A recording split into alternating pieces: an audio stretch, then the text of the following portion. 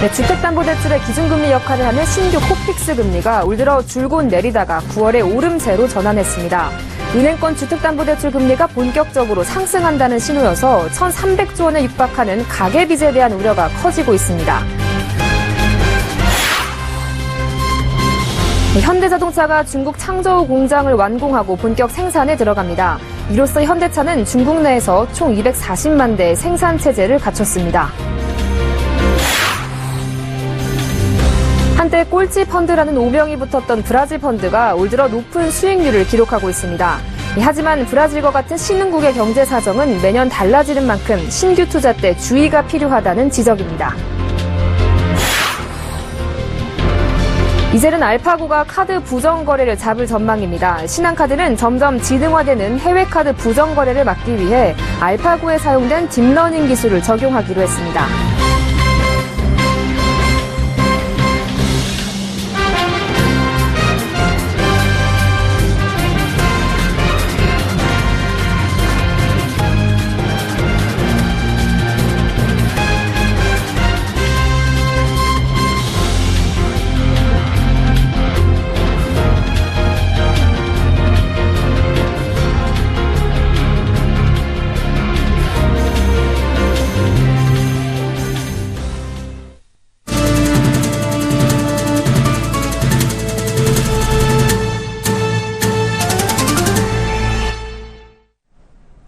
여러분 안녕하십니까? 18일 화요일 생경제연장 오늘의 주요 뉴스입니다.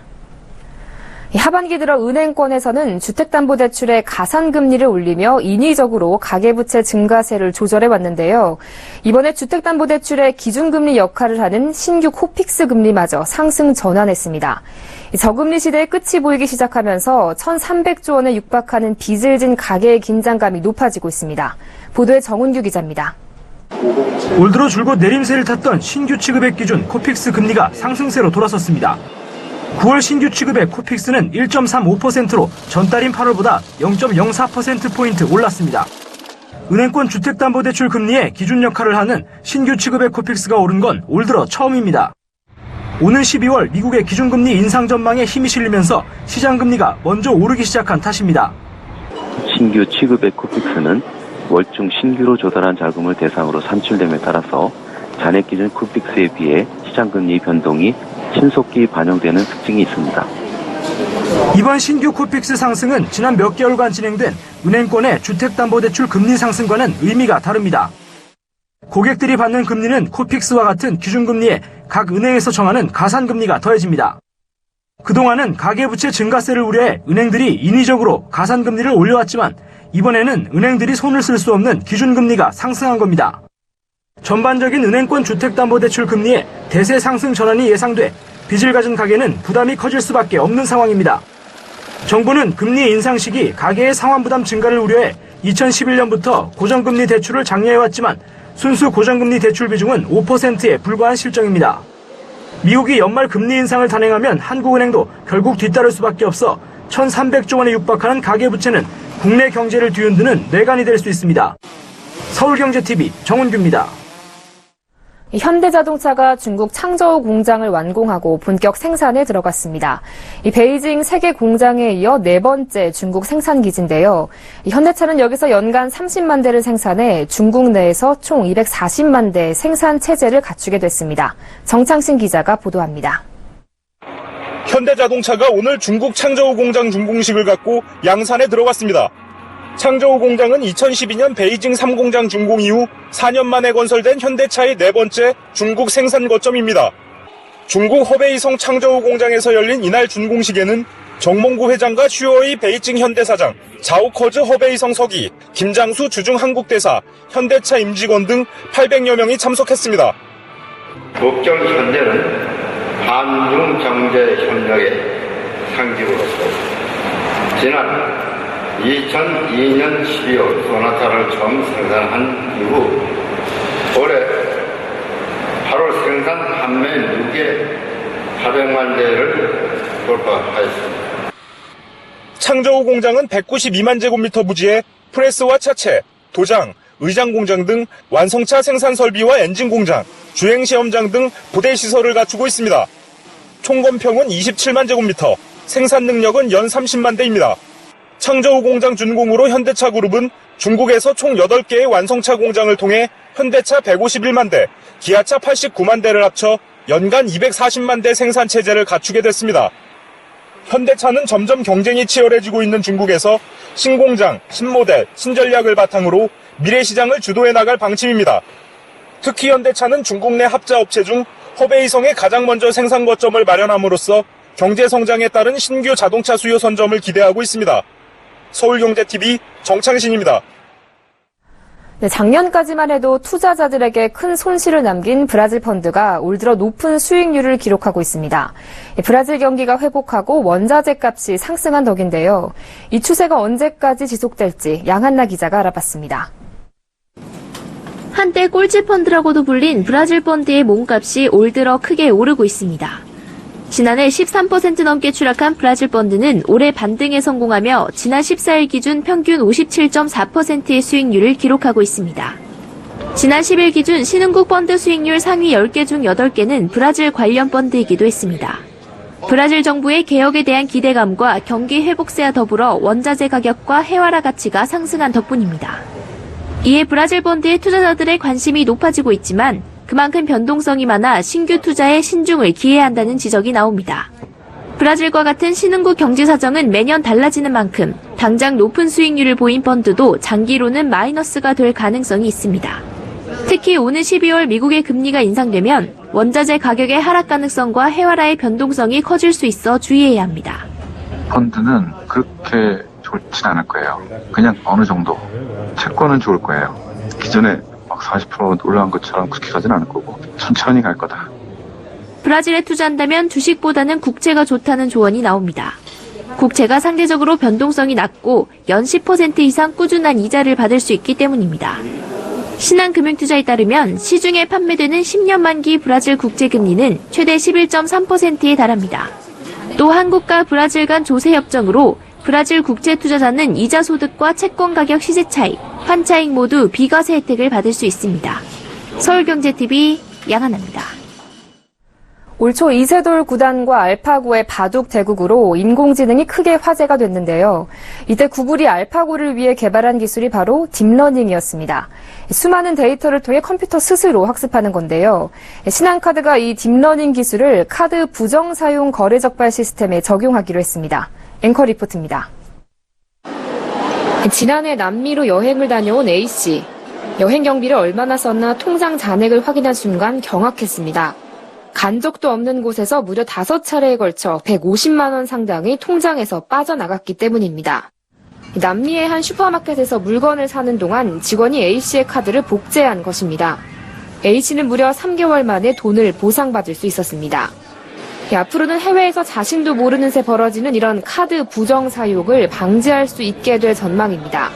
신한카드는 알파고 바둑 대결로 유명해진 인공지능 딥러닝 방식을 이용해 카드 부정 거래를 적발하는 방안을 업계 최초로 추진하기로 했습니다. A씨처럼 자신의 카드가 부정하게 사용돼 해외에서 금액이 결제될 경우 예전에는 사람이 부정거래 패턴을 입력해서 찾아내야 했지만 이 딥러닝을 도입하면 컴퓨터 스스로 이 패턴을 구조화한 후 자동으로 이런 방식으로 진행되는 부정거래를 중단시켜주는 것입니다. 신한카드는 향후에 이제 포착된 그 해외 이상거래 징후에 대해서 주요 관계당국 및 카드업계와 공유를 하는 등 공익적인 차원에서도 그 딥러닝 FDS를 활용할 계획입니다. 신한카드는 인공지능을 도입한 부정사용거래 적발 시스템을 서울대 연구진과 협업을 통해 시스템 구축이 완료되는 대로 이르면 올해 안에 도입할 방침입니다. 서울경제TV 정한입니다.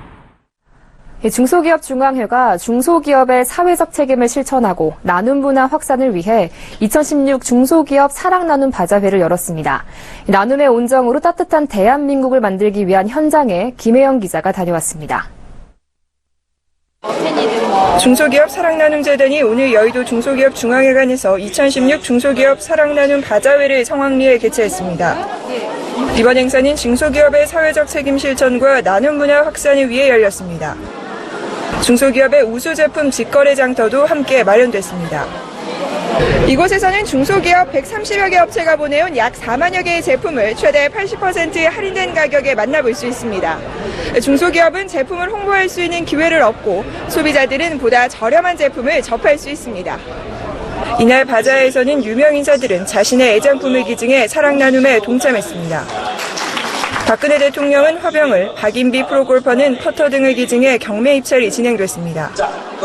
박 대통령의 화병은 무려 600만 원에 낙찰됐습니다.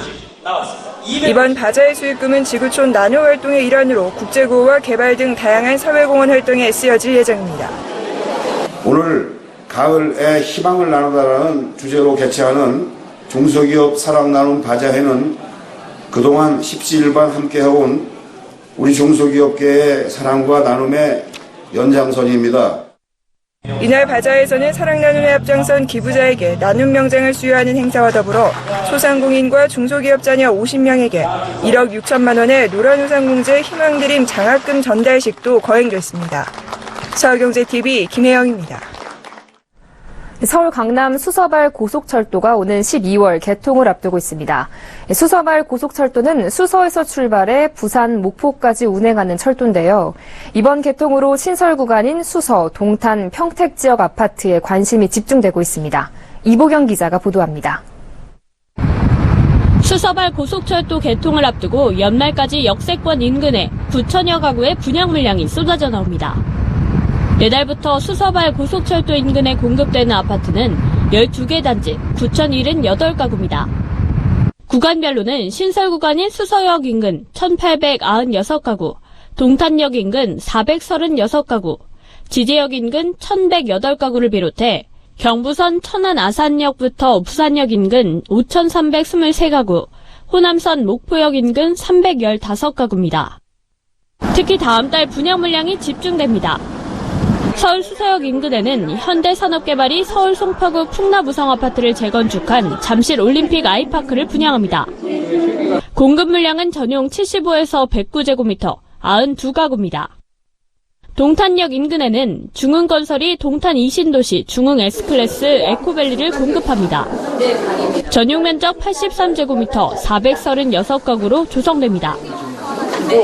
김천역 주변에는 GS건설이 김천 센트럴자이를 분양합니다.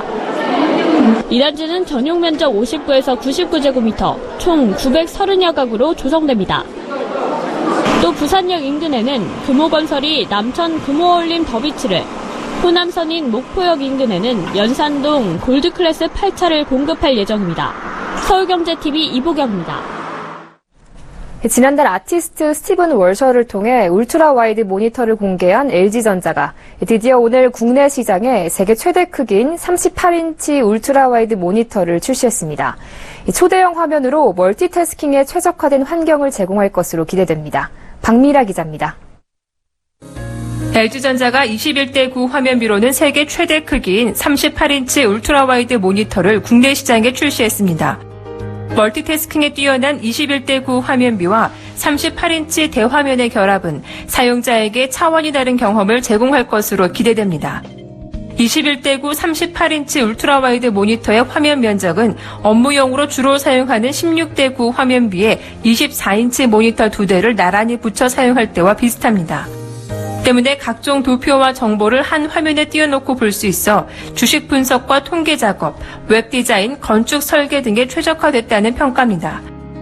또한 멀티태스킹뿐만 아니라 사용자의 편의성을 고려해 마우스 조작만으로 간단하게 화면 설정도 바꿀 수 있게 됐습니다. LG전자가 출시한 세계 최대 38인치 울트라 와이드 모니터는 21대 9 화면 비율 모니터 중에서 세계 최대 크기이고요. 화면이 넓어가지고 멀티태스킹 작업에 매우 뛰어납니다. 21대 9 화면비 모니터는 지난해 글로벌 시장에서 전년 대비 80% 이상 시장 규모가 커졌습니다. 현재 LG전자는 울트라 와이드 모니터 시장에서 2013년부터 지난해까지 매출액과 판매량 기준 모두 3년 연속 1위를 지키고 있습니다. LG전자가 지난달 공개한 울트라 와이드 모니터 홍보 동영상도 한 달 만에 조회수가 150만 건을 넘을 정도로 인기를 얻고 있습니다. 서울경제TV 박미라입니다.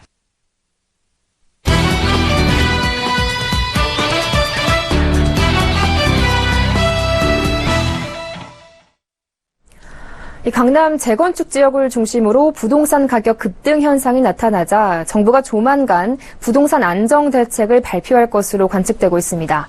이에 강남 재건축 아파트 시장이 관망세로 돌아서는 등 숨을 죽이고 있는데요. 경제산업부 이보경 기자와 함께 부동산 시장에 대해서 알아보겠습니다. 안녕하십니까? 안녕하세요. 네, 현재 이 강남 재건축 시장이 과열 양상을 보이고 있다는데 어느 정도인가요? 네. 지난주 강남 3구의 아파트 값은 3.3제곱미터당 평균 4천만 원대를 넘어섰습니다. 역대 가장 높은 아파트 값을 기록했었던 2006년에 3,600만 원대보다도 377만 원이 많습니다. 강남 개포주공 1단지만 해도 지금 형성된 시세는 무려 3.3제곱미터당 8천여만 원에 달하고 있습니다. 또 개포주공 4단지도 7,700만 원대를 보이고 있습니다. 강남권 재건축 아파트는 분양권 거래도 활발하게 이뤄지다 보니 웃돈을 기대한 투자자들이 몰리면서 과열 양상을 보이고 있습니다. 청약 경쟁률도 최근 신반포 5차 재건축 단지가 306대 1을 기록하기도 했습니다. 네, 이렇다 보니까 정부가 상황 인식을 달리했습니다. 이 정부가 집값 안정시키기 위해서 대책 마련을 검토 중이라고요. 네, 그렇습니다. 강호인 국토교통부 장관이 지난 14일 국정감사에서 수요 규제책 시행을 시사했습니다. 가장 우선적으로 거론되고 있는 투기 억제책은 분양권 전매 제한입니다. 현재 분양권 전매 제한의 기간은 민간 택지가 6개월, 공공기관이 개발하는 공공택지는 1년인데요. 서울 강남권의 분양권 전매 제한 기간을 현행 6개월에서 1년으로 더 늘리는 방안입니다. 또 지난 2011년 말에 해제됐던 강남 3구의 투기 과열지구 지정 카드도 급부상하고 있습니다. 투기 과열지구로 지정이 되면 주택 공급 계약 체결이 가능한 날로부터 5년간 분양권을 팔 수 없습니다. 특히 재건축 조합원들이 조합원 물량을 팔 수 없게 되고 최대 3가구까지 가능한 조합원 분양 가구 수도 1가구로 줄어들게 됩니다. 네, 정부가 이렇게 주택 수요를 규제하는 방안 등을 검토 중인 것으로 알려지면서 대표적인 과열 지역이죠. 이 강남 재건축 단지들의 분위기가 급변했다고요. 네, 그렇습니다. 앞서 8.25 가계부채 대책 발표 이후에 정부의 의도와는 다르게 집값이 오히려 급등했던 분위기와는 좀 사뭇 다른 느낌인데요. 이 재건축 단지를 중심으로 올해 집값이 급등했던 강남, 서초, 송파, 강동구 등 강남권 재건축 단지에는 매수 문의와 거래가 뚝 끊긴 가운데 가격을 낮춘 급매물이 나오고 있습니다. 강남구 개포주공 1단지의 경우에는 지난 16일 정부의 강남권 규제 검토 방안이 전해지면서 매수 문의가 실종됐습니다. 가격도 이번 주 들어서 500만 원에서 1,000만 원씩 추가로 하락했습니다. 잠실주공 5단지도 호가가 급락하면서 급매물이 등장했는데요. 한 중개업소는 이 아파트 112제곱미터의 집값이 4천만 원 이상 낮아졌다고 말을 했습니다. 이런 상황은 강동구 둔촌동 주공아파트와 서초구 재건축 단지들을 비롯해서 거의 대부분의 강남권 재건축 지역에서 나타나고 있는 모습입니다. 네, 그런데 한편에서는요, 이 강남권 아파트 값을 잡으려다가 자칫 이게 부동산 전체의 경기를 침체시킬 수 있다. 또 더 나아가서 내수 경기를 악화시키는 것 아니냐라는 우려도 만만치 않다면서요. 네, 그렇습니다. 이 지방의 부동산 경기가 좀 냉랭하다는 것이 부담인데요. 최근에 신규 분양 성적은 지역별로 극명하게 차이가 나고 있습니다. 강남권 재건축 아파트는 300대 1이 넘는 청약 경쟁률을 기록한 반면 일부 지방에서는 미달 사태가 속출했습니다. 지난달 충북 진천에서 270가구 분양에 나선 한 건설업체는 1순위 청약에서 수요자가 단 한 명도 몰리지 않았습니다. 또 지난 4월 제천에서 740가구를 분양한 건설업체도 청약자를 확보하지 못했습니다. 국토교통부에 따르면 지방 미분양 아파트도 20개월 만에 무려 2만여 가구가 늘었습니다. 이렇게 지역 부동산 경기에 냉기가 돌고 있는 상황에서 강남권을 겨냥해서 전매 제한을 강화하더라도 그 여파는 전국적으로 미쳐서 지역 부동산 경기를 한층 더 꽁꽁 얼어붙게 하지 않을지 우려하고 있는 것입니다. 게다가 부동산 경기가 내수 경기를 떠받치고 있는데 이번 대책으로 인해서 경기가 주춤할 수 있다는 것도 정부가 고민하는 대목입니다. 네, 부동산 시장이 과열 양상을 보이자 정부가 대책 마련을 검토하고 있는데요. 어떤 대책들이 있고 또 규제를 앞두고 시장 분위기는 어떤지까지 짚어봤습니다. 지금까지 경제산업부 이보경 기자와 함께했습니다. 오늘 말씀 잘 들었습니다. 고맙습니다.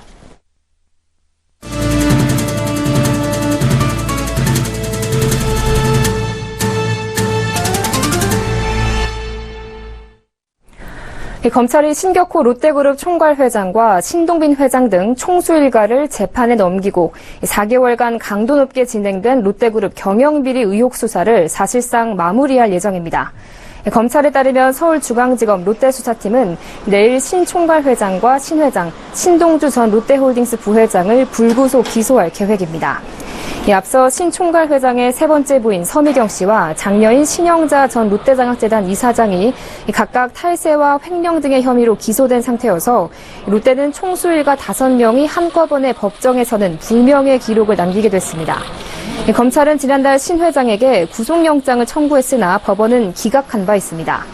구속영장 재청구 방안과 불구속 기소하고 끝내는 방안을 놓고 저울질을 한 검찰은 결국 불구속 기소로 수사를 마무리하기로 결정한 것으로 전해졌습니다. 가계대출 증가세가 가파른 저축은행들에 대해 금융당국이 건전성 감독 규제와 영업 규제 강화를 통해 대출 속도 조절에 나설 전망입니다. 금융당국 관계자는 최근 저축은행의 가계 신용대출에 대해 모니터링을 주의 깊게 하는 동시에 건전성 악화에 대비해 건전성 감독 규제를 강화하는 방안을 검토하고 있다고 말했습니다. 금융당국은 저축은행의 고위험 자산에 대한 대손충당금 적립 기준과 연체 기준 등을 강화하는 방식으로 자산 건전성 기준을 강화하는 방안을 검토 중입니다. 저축은행들은 지난해 이후 가계 신용대출을 중심으로 대출 규모를 급격하게 늘려왔습니다. 저축은행 구조조정으로 2014년 2분기 27조 6천억 원으로 줄었던 저축은행 전체 대출 규모는 이후 증가세로 전환해 올해 6월 말 현재 39조 5천억 원으로 불어났습니다. 특히 지난해 하반기 이후 가계대출 증가세가 두드러져 증가율이 전년 동기 대비 30%를 웃도는 것으로 나타났습니다. 6월 말 현재 저축은행 가계대출 잔액은 16조 6천억 원입니다. 미래창조과학부는 오늘 최고 시속 1000km로 음속의 0.8배에 이르는 아음속 캡슐 트레인을 개발하고 있다고 밝혔습니다. 이 기차가 상용화되면 서울에서 부산까지 30분 만에 갈 수 있게 됩니다. 외국 자본 등 10조 원이 투입되는 초대형 프로젝트인 경기도 구리월드 디자인시티 조성 사업이 1년 만에 행정자치부의 중앙투자사업 심의를 받게 됩니다. 그러나 위원회가 요구한 보완 자료를 제대로 갖추지 못해 의결 여부는 불투명한 상황입니다. 한국석유공사와 국토교통부에 따르면 LPG 등록 차량은 올 8월까지 월 평균 7,036대 감소했습니다. 전국 축사 10곳 중 5곳은 무허가인 것으로 나타나 정부가 순차적으로 적법화를 추진합니다.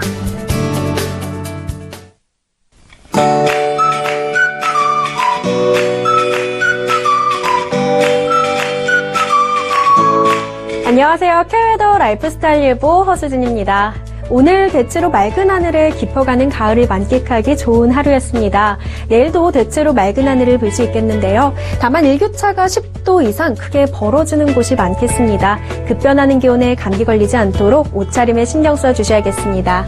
또 내일 새벽부터 아침 사이 안개가 짙게 끼는 곳이 많겠고요. 또 일부 지역으로는 대기 상태도 좋지 않겠습니다. 안정된 고기압권 내에서 정체하고 축적되는 국내외 대기 오염물질의 양이 증가하면서 강원 영동을 제외한 중부지방과 전북 지역으로 미세먼지 농도 한때 나쁨 단계를 보이겠습니다.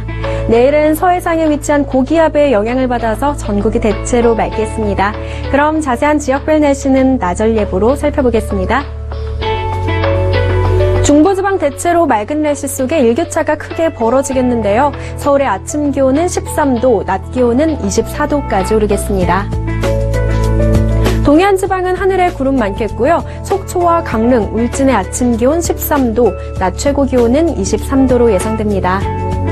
남부지방은 하늘을 대체로 맑겠습니다. 광주의 낮 기온은 25도, 부산은 24도로 오늘과 비슷하거나 조금 높겠습니다.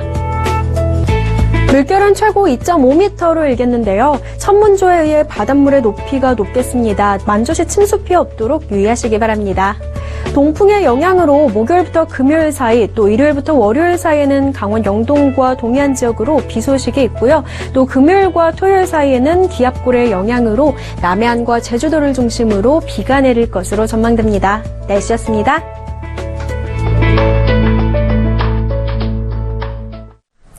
네, 생 경제 현장 오늘 준비한 소식 여기까지입니다. 시청해주신 여러분 고맙습니다.